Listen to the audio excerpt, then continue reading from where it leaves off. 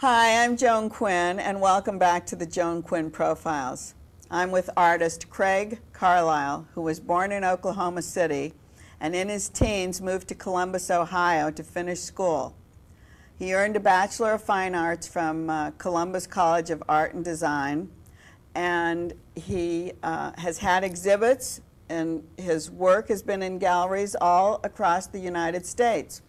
When he moved from Ohio, he went to San Francisco, Dallas, New York City, and LA to live and to work.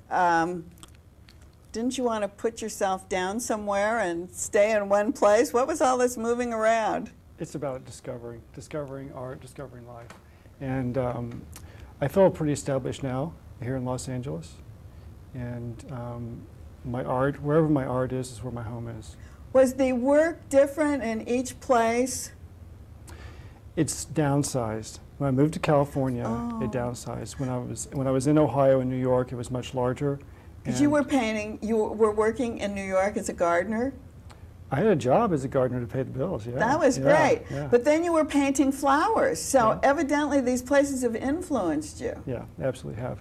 And when I was in New York City, I was doing large paintings of these large heads, and they were in gardens. And they were in gardens as well. And the buildings, like the buildings you see in this painting here, are influenced from the skyscrapers and the buildings in New York. You were working on top. I thought it was so interesting. You were working in top of the building gardens. Yeah, the penthouse. I was helping with the penthouse gardens. Was that just some kind of specialty? Was it a special kind of? A friend of mine had offered me an opportunity to work with them, and I took it up. And so what I would do is I would get up early in the morning, about 5 o'clock in the morning, go to the studio, because I had an outside studio where I was working, and I would work for a few hours and then meet him after breakfast, and we'd work till 3 o'clock in the afternoon. Then I would go back to my studio and work until midnight. So were you painting then trees and different things like that, or no, I really guess the skyscraper? The trees, the buildings, the flowers were all kind of a background, an accent to the central figure. And I was either painting large heads, figures, little creatures. And where did the big heads come from? The big heads, I guess, told a story. Is that right? Yeah. The big heads started in the early 90s.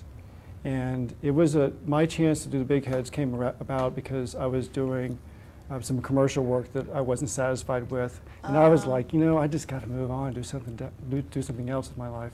And I thought, well, if I'm going to do that, I might as well paint what I want to paint. And that's when the big heads came out. I knew I wanted to do something larger than life, and I started doing the large head paintings. Well, then did you change where you were living? Did you move? Eventually I moved. I was able to move, yeah. I was in Columbus, Ohio at that time. Oh, you were? Yeah, so that was my hometown, and still is my hometown. And I was there till 1997, and then from there I went to New York City. You were in Dallas, too, for a while? What were you doing there? That was back when I was in college, yeah. Oh, that was? But I would do summer, but that's where I discovered fine art, the gallery scene. And Dallas will always be a precious memory for me because I would go there from college for summer breaks. Were you painting then?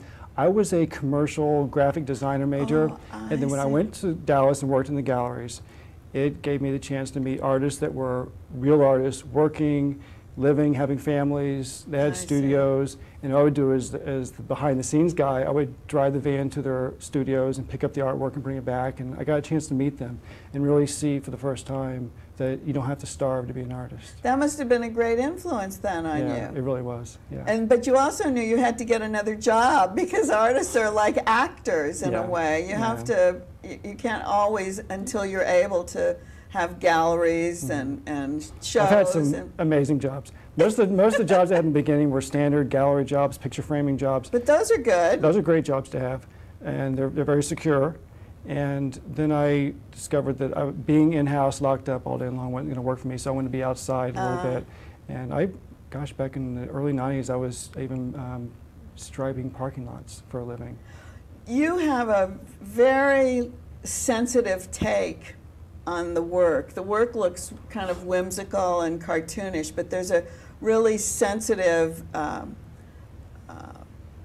I don't know, inside to it, especially since 9/11. I think you say that your art has changed a lot from that. It has, and my art for me, it starts out for me as a healing process.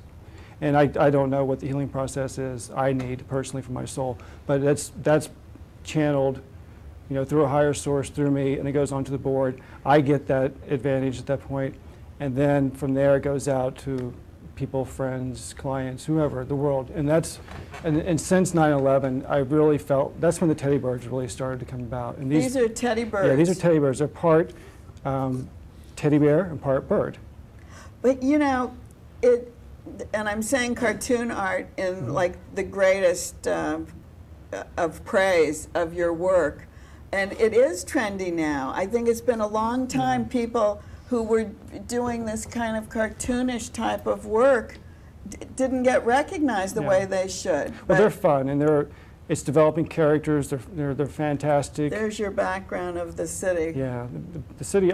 Some of them are just portraits. Like this is just a standard, you know, the portrait of the teddy bird, and it's kind of a. He's called a teddy bird. So tell us teddy why. Bird. This is the pink teddy bird. He's not a pink monster. No, he's not a pink monster. What were the pink monsters? The pink monsters were, I did those for about 2 years, and they were, it was ironic. They were monsters, they were pink, they were happy, they made you feel good. They hung out in these little environments where there were flowers and volcanoes and landscapes, and the teddy birds have been in some of the pink monster paintings. Oh, they go to. Yeah, and they all kind of end up in their own, in a little world together. Were you always painting in this genre, or did it become trendy for you? No, I've always painted in this. You've always painted this one? Yeah, really. What's the difference between the older paintings, the large head paintings, is I would use my whole body and my arm to paint with. They were large paintings and large brushes and oils. And with downsizing to the boards and doing the small teddy birds, I use fine little paintbrushes with just a few hairs, and I'll sit for hours meticulously working on these paintings. Do you use like a magnifying glass? No, I probably should, but I don't. What kind of material do you use? These are acrylic. I work best with acrylic on the masonite. It's a very thin. Yeah, these are just manufactured boards that framed. You keep talking about boards, but that's the frame, the square, right? Right, the frame. So it's just a square frame, and with a piece of masonite attached to it. Oh, I see. It's open. Let me just show how this is, because this is all part of the art.